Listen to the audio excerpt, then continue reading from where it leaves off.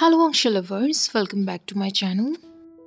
तो last part में हमने देखा था वांग जी को पता चलता है कि वू यिंग जिसको वो पसंद करने लगा है वो उसके सबसे बड़े राइवल का बेटा है। वांग जी अब एक सेकंड के लिए वू यिंग को सस्पिशियस नज़रों से देखने लगा था।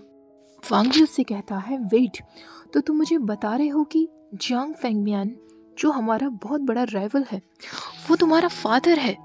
मैंने ये सब कुछ कैसे मिस कर दिया? वांग जी अब वू यिंग की तरफ नहीं देख रहा था। उसकी आईब्रोज ऊपर की तरफ चढ़ी हुई थी जैसे वो अननॉयड फील कर रहा हो।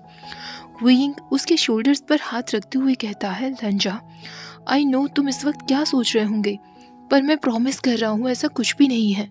तुम अगर ये सोच रहे हो कि मैं अपने फादर का भेजा हुआ कोई खबरी हूँ तो ऐसा बिल्कुल भी नहीं है। वांग जी वू यिंग की बातों को सुनने पर एक छोटी सी स्माइल देते हुए कहता है, मैं जानता हूँ।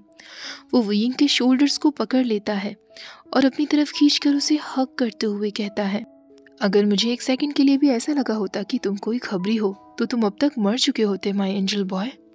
वू यिंग भी हंसते हुए कहता है, मेरी जगह तुम्हें उस ल्यूकस को मारना चाहिए। वांग जी कहता है, डोंट वरी, अब वो तुम्हारे नज़दीक बिल्कुल नहीं आएगा। जो बातें तुमने मुझे बताई हैं उन्हें सुनकर तो यही लगता है कि तुम्हारे फादर तुम्हारी परवाह करते हैं और उनके पास इतनी पावर है कि वो तुम्हें प्रोटेक्ट कर सकें। वू यिंग कहता है, मैं अभी भी नहीं समझ पा रहा हूँ कि डैड ने मुझसे ये सब क्यों छुपाया, और जंगशा से भी। क्या हम दोनों सीक्रेट्स रखने में अच्छे नहीं हैं? वांग जी कहता है, मुझे ऐसा नहीं लगता। तुम सीक्रेट रखने में बेस्ट हो, पर फिर भी सेफ्टी के लिए मुझे तुम्हारे फ़ोन को ट्रेस पर रखना होगा एंजल बॉय, और तुम्हारी कार को भी, और इसमें तुम मुझे मना नहीं कर सकते।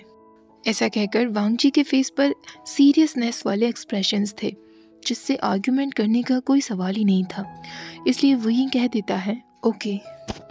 उसके बाद वांग जी कहता है, हो सकता है कुछ टाइम के लिए मुझे तुमसे मिलना बंद करना पड़े। वू यिंग उसके नज़दीक आकर उसे आंख मारते हुए कहता है, पर क्यों? मैं तो तुम्हें धीरे धीरे पसंद करने लगा था। वांग जी उससे कहता है, पसंद करने लगे थे? मैं तो सोच रहा था कि हम उस स्टेज से आगे निकल चुके हैं। वू यिंग मुंह बनाते हुए कहता है, वो तुम हो जो मुझे खुद से मिलने से मना कर रहे हो। वांग जी कहता है, कोई भी तुम्हें मुझसे दूर नहीं रख सकता है एंजल बॉय, तुम्हारे फादर भी नहीं।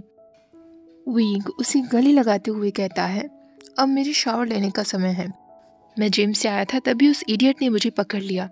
वर्कआउट के बाद मेरी स्किन बहुत टैकी फील कर रही है। ऐसा कहकर वू यिंग बाथरूम की तरफ जाने लगता है। वांग जी भी उसे फॉलो करता है। वू यिंग उससे कहता है, तुम मेरे पीछे पीछे क्यों आ रहे हो? तो वांग जी कहता है, तुम्हें अगर किसी चीज़ की ज़रूरत पड़े तो। वू यिंग अपनी हुडी निकालते हुए कहता है, ठीक है, तुम शावर में मेरी मदद कर सकते हो, पर तुम्हें भी न्यूड होना होगा। वू यिंग की बस कहने की ही देर थी और वांग जी अपने कपड़े निकालना शुरू कर देता है। वो अभी भी बाहर ही खड़ा था और नेकेड वू यिंग को देखे जा रहा था। तभी वू यिंग उससे कहता है, ऐसे ही बाहर मत खड़े रहो, अंदर आओ और शावर लेने में मेरी मदद करो। वांग जी अंदर आ जाता है और वू यिंग के शैम्पू को लेकर उसके बालों को धीरे धीरे मसाज करना शुरू कर देता है। वू यिंग को इतना ज़्यादा रिलैक्स्ड फील हो रहा था। वो वांग जी से कहता है, तुम इसमें कितने अच्छे हो लंजा, तुम सच में एक मसाज पार्लर खोल सकते हो। वांग जी कहता है, ओह रियली, मेरा टर्न कब आने वाला है? वू यिंग कहता है, तुम बहुत लंबे हो लंजा, मैं तुम्हारे बालों तक नहीं पहुंच पाऊंगा। तुम्हें अगर मुझसे मसाज करवानी है तो तुम्हें अपने घुटनों पर बैठना होगा।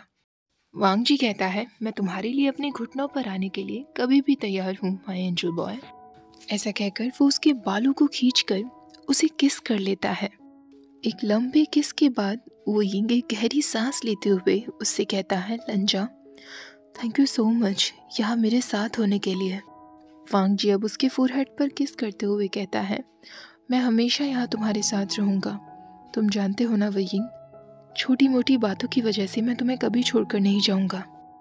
वू यिंग को ये सुनने के बाद बहुत अच्छा फील हो रहा था, एक रिलीफ मिल रहा था, क्योंकि उसे लगा था कि अब उसके फादर के बारे में जानने के बाद कहीं लंजा की फीलिंग्स उसके लिए बदल ना जाएं। दोनों बिल्कुल नेकेड थे और एक इंटीमेट पोजीशन में आ चुके थे।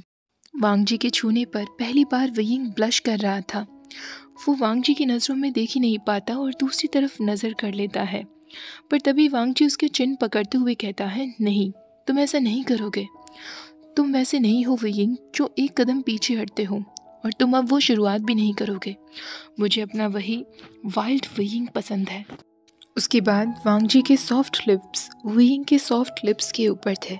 दोनों एक दूसरे को किस कर रहे थे। किस करने के बाद वांग जी वुयिंग के लिप्स के नज़दीक ही कहता है, मुझे तुम्हें किस करना बहुत पसंद है। तभी वुयिंग उससे पूछता है, अब यही सब कुछ फिनिश करना है या बेड पर चलना है।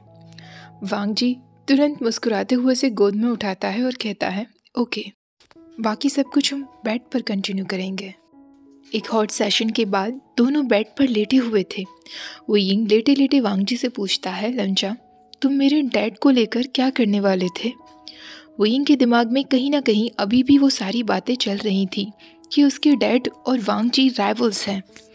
वांग जी उसके बालों को सहलाते हुए कहता है, हम उस बारे में कुछ ना कुछ सोच लेंगे, उस बारे में अब ज़्यादा सोचना बंद करो।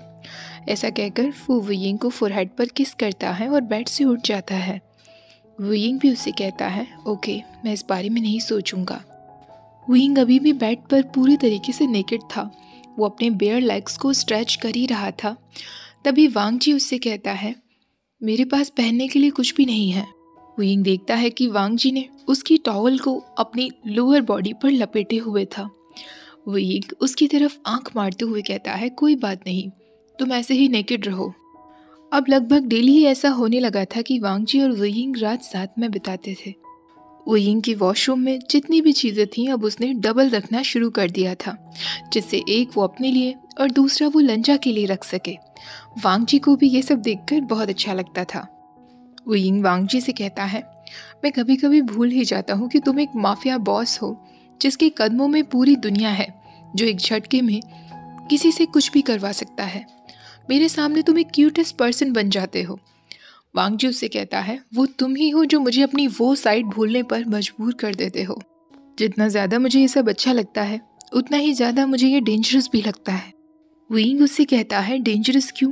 क्या तुम्हें अभी भी मुझ पर विश्वास नहीं है लंजा? वुयिंग के फेस पर एक सैड लुक था। तभी वांग जी पास ही की चेयर पर बैठते हुए कहता है, ऐसा नहीं है, पर तुम मेरी एक वीकनेस बनते जा रहे हो वुयिंग। आज तक मेरी कोई भी वीकनेस नहीं थी। अगर किसी को भी तुम्हारे बारे में पता चल गया तो वो इस बात का फ़ायदा उठा सकता है, इसलिए तुम मेरे लिए डेंजरस हो। वुयिंग उसके नज़दीक जाकर उसके लोअर लिप पर अपना हाथ फहराते हुए कहता है, फिर तुमने क्यों मुझे अपना इतने नज़दीक आने दिया? वांग जी कहता है, क्योंकि मैं तुमसे दूर नहीं रह पाता। तुम्हारे अंदर एक अजीब सा नशा है वुयिंग, जिस वजह से मैं तुम्हारी तरफ खिंचता चला गया। ये जानने के बाद भी कि तुम्हारा मेरी ज़िंदगी में रहना तुम्हारी ज़िंदगी को खतरे में डाल सकता है, मुझे फिर भी तुमसे प्यार हो गया और मुझे इस बात का कोई रिग्रेट नहीं है, जब तक तुम पूरी तरीके से मेरी नहीं हो जाते। वांग जी ये सब कह ही जा रहा था, अचानक वुयिंग उसे अपने नज़दीक खींचता है और उसके लिप्स पर एक और बार किस कर लेता है। वांग जी के हर एक शब्द से वुयिंग का दिल इमोशंस से भर चुका था। वुयिंग एक बार फिर वांग जी को अपने नज़दीक खींच लेता है और पूरी रात भर दोनों एक दूसरे के साथ इंटीमेट होते हैं। सनलाइट आने तक दोनों के बीच सब कुछ चलता रहा था। सनलाइट की रोशनी में जैसे ही वुयिंग की आंख खुलती हैं, वुयिंग को अपनी बैक साइड पर अभी भी कुछ प्रेस होता हुआ फील हो रहा था। वो अपनी बैक साइड को विगल करता हुआ वांग जी के और नज़दीक चला जाता है। तो वांग जी उससे कहता है, क्या सुबह सुबह तुम्हें मॉर्निंग सेक्स करने का मन हो रहा है? ऐसा कहकर वो वुयिंग के हिप्स को टाइटली ग्रैब कर लेता है और उसके कान में कहता है, अगर ऐसा है तो तुम बस मुझे बता सकते हो वुयिंग। वुयिंग उसे हाथ मारते हुए कहता है, शट अप लंजा, अभी तक मेरी पूरी बॉडी में पेन हो रहा है।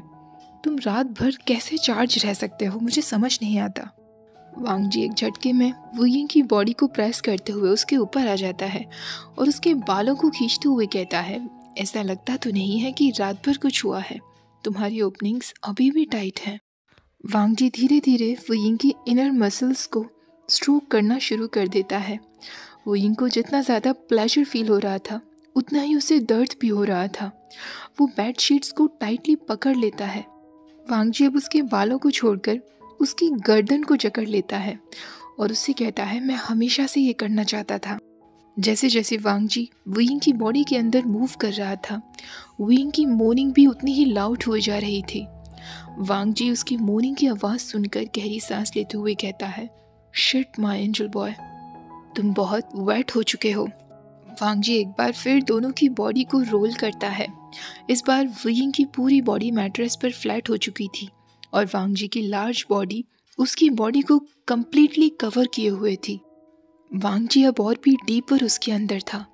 वुयिंग की आवाज़ को कम करने के लिए वांग जी ने अपना हाथ वुयिंग के मुंह पर रख लिया था, जिस वजह से वुयिंग को सांस लेने में तकलीफ होने लगती है। पर वांग जी एक एंग्री वाइल्ड एनिमल की तरह अपना काम कर रहा था। जब सांस ना ले पाने की वजह से वुयिंग बेड पर हाथ मारने लगता है, तब जाकर वांग जी अपना हाथ उसके मुंह से हटाता है। वुयिंग गहरी सांस ले रहा था। उसके बाल गीले होकर उसके फेस पर स्टिक हो रहे थे। पूरी बॉडी पसीने से भर चुकी थी। मॉर्निंग में वांग जी का स्टेमिना एकदम डबल हो चुका था और वुयिंग को लग नहीं रहा था कि उसकी बॉडी अब और ज़्यादा झेल पाएगी। वुयिंग ने सोचा था कि उन दोनों के बीच बस एक क्विक मॉर्निंग सेक्स होगा, पर यह सेशन तो बहुत लंबा चलता जा रहा था। वांग जी ने अब एग्रेसिवली और रफली वुयिंग के अंदर पाउंड करना शुरू कर दिया था। वेटनेस की आवाज़ पूरे रूम में सुनाई दे रही थी। वुयिंग के लिए अब बर्दाश्त से बाहर होता जा रहा था। उसकी हालत को देखकर वांग जी उससे कहता है, अपना सेफ वर्ड यूज़ करो वुयिंग। अगर तुम चाहते हो कि मैं सच में रुक जाऊं तो अपना सेफ वर्ड यूज़ करो। ऐसा कहकर वांग जी अब उसके हिप्स पर स्लैप मारना शुरू कर देता है। वो इतना हार्ड स्लैप कर रहा था कि वुयिंग की स्किन एकदम रेड हो गई थी। वुयिंग अब वांग जी के नीचे से भागने की कोशिश कर रहा था। उसकी इस हरकत को देखकर वांग जी उसे टाइटली पकड़ते हुए और हंसते हुए कहता है, तुम ही हो जिसने मॉर्निंग में मुझे जगाया था और अब तुम ही मुझसे बचकर भाग रहे हो। एक बार फिर से आवाज़ें सुनकर वांग जी वुयिंग के कान में कहता है, तुम मेरे अराउंड कितने वेट हो चुके हो वुयिंग, क्या तुम ये आवाज़ सुन सकते हो? वुयिंग की हालत इतनी बुरी हो चुकी थी कि वो अब कुछ कहने की हालत में नहीं था। वांग जी वुयिंग के बालों को उसके माथे से हटाते हुए कहता है, कहो कि तुम सिर्फ मेरे हो वुयिंग। वुयिंग कहता है, पहले तुम कहो लंजा। वांग जी बिना किसी हिचकिचाहट के कहता है, ऑफ कोर्स मैं तुम्हारा हूँ, मैं हमेशा से तुम्हारा हो चुका था। शीट्स के बीच ही वुयिंग मुस्कुराने लगता है और फाइनली उसे एक स्ट्रॉन्ग ऑर्गेस्म हो जाता है, जिससे उसकी पूरी बॉडी शिवर कर रही थी। वो वांग जी की तरफ देखते हुए गहरी सांस लेते हुए कहता है, मैं सिर्फ तुम्हारा हूँ। वांग जी ये सुनकर मुस्कुराते हुए कहता है, ये मेरे लिए आज का बेस्ट गिफ्ट है। वुयिंग कंफ्यूज्ड होते हुए कहता है, गिफ्ट? गिफ्ट कैसा? क्या आज तुम्हारा बर्थडे है लंजा? वांग जी उससे कहता है, हाँ। वुयिंग तुरंत बेड से उठ जाता है। उसकी थाइस अभी भी पूरी तरीके से गीली हो चुकी थी, पर वो ये सब कुछ छोड़कर वांग जी से कहता है, तुमने मुझे क्यों नहीं बताया? मैं तुम्हारे लिए कुछ गिफ्ट भी नहीं लाया और ना ही कुछ प्लान किया।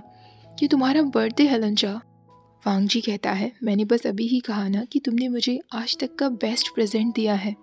इससे ज़्यादा बेस्ट मेरे लिए कुछ नहीं हो सकता एंजल बॉय। वुयिंग भू बनाते हुए कहता है, फिर भी तुम्हें मुझे बताना चाहिए था, मैं तुम्हारे लिए गिफ्ट लेकर आता। वांग जी भी उठकर आता है और वुयिंग के फोरहेड पर किस करते हुए कहता है, मैं बात लेने के लिए जा रहा हूँ बेबी, तुम रेस्ट करो। मैंने कहा ना, तुम मेरे लिए सबसे बड़े प्रेजेंट हो, मुझे और कुछ नहीं चाहिए। कुछ देर बाद वांग जी जब बात लेकर बाहर आता है तो वुयिंग ने ऑलरेडी उसके लिए ब्रेकफास्ट रेडी कर लिया था। ब्रेकफास्ट कर लेने के बाद वांग जी उससे कहता है, thank you for the breakfast baby. Wuying कहता है, यू आर वेलकम। तो आज के लिए तुम्हारे कोई प्लान्स हैं क्या? क्या हम दोनों साथ मिलकर कुछ कर सकते हैं?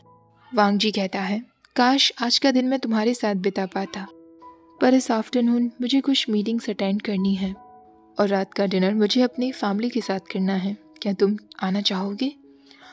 वुयिंग कहता है, फैमिली के साथ क्या मेरा आना ठीक रहेगा? आई मीन अगर मेरे डैड के बारे में उन लोगों को पता चला तो? वांग जी उससे कहता है, तुम रात को मेरे साथ चल रहे हो, अब इस बारे में ज़्यादा मत सोचो। वांग जी जब जाने लगता है तो वुयिंग उससे क्यूरियसली पूछता है, वेट लंजा, मुझे आज तक नहीं पता तुम्हारी एज क्या है? वांग जी कहता है, 26। वुयिंग कहता है, 26? तुम तो बहुत यंग हो। वांग जी उससे कहता है, मैं 4 साल बड़ा हूँ तुमसे, फिर मैं यंग कैसे हो सकता हूँ? वुयिंग कहता है, मेरे कहने का मतलब है कि जिस पोजीशन पर तुम हो उसके लिए तुम काफ़ी यंग हो। तुम एक ब्रेव लीडर हो केवल 26 की एज पर। That's impressive. वांग जी हंसते हुए कहता है, इम्प्रेसिव? मैं समझ गया, इसका मतलब तुम हमेशा से क्रिमिनल्स में इंटरेस्टेड रहे हो ना? वीइंग कहता है, शट अप, मेरे कहने का वो मतलब नहीं था। वांग जी उससे कहता है, तुम बहुत क्यूट हो लिटिल बॉय। मेरा ड्राइवर 7 बजे तुम्हें पिक करने के लिए आ जाएगा, रेडी रहना। ऐसा कहकर वो वीइंग के फोरहेड पर किस करता है और वहाँ से चला जाता है। शाम के समय, जैसा कि वांग जी ने कहा था, 7 बजे वांग जी का ड्राइवर वीइंग को पिक करने के लिए पहुँच गया था और जिस जगह वीइंग को लाया गया था वो जगह किसी आलीशान बंगले से कम नहीं लग रही थी और जितनी ज़्यादा कार्स वहाँ पार्क थीं, वीइंग समझ गया था कि ये कोई मामूली डिनर तो नहीं है। जेंगशा और लैन शिचैन भी वहाँ आए हुए थे। शिचैन को देखकर वीइंग कहता है, तुम दोनों को भी यहाँ देखकर मुझे बहुत अच्छा लगा। शिचैन, तुम्हारे भाई ने तो कहा था कि ये बस एक फैमिली के साथ डिनर होने वाला है, पर ये वैसा लगता तो नहीं है। शिचैन कहता है, क्या तुम भूल गए हो कि हमारी फैमिली कौन है? तो ये एक मामूली डिनर तो नहीं हो सकता। उम्मीद है कि आज की रात तुम एंजॉय करोगे। अब मैं ज़रा तुम्हारे भाई को लेकर यहाँ से बाहर जा रहा हूँ। वांग जी भी आता ही होगा, तुम उसका इंतज़ार करो। ऐसा कहकर शिचैन और जेंगशा वहाँ से चले जाते हैं। वीइंग को अब और भी ज़्यादा नर्वसनेस हो रही थी। ओके गाइस, आज का पार्ट यहीं ख़त्म करते हैं। लेट्स सी ये फैमिली डिनर कैसे जाने वाला है। आई होप स्टोरी आप लोगों को पसंद आ रही होगी। बीच में काफ़ी लंबा ब्रेक हो जाता है, पर आप लोगों को रीज़न पता ही है। वीडियो आज का अच्छा लगा हो तो प्लीज़ वीडियो को लाइक, शेयर और चैनल को सब्सक्राइब करना मत भूलेगा। Thank you for watching. Bye bye.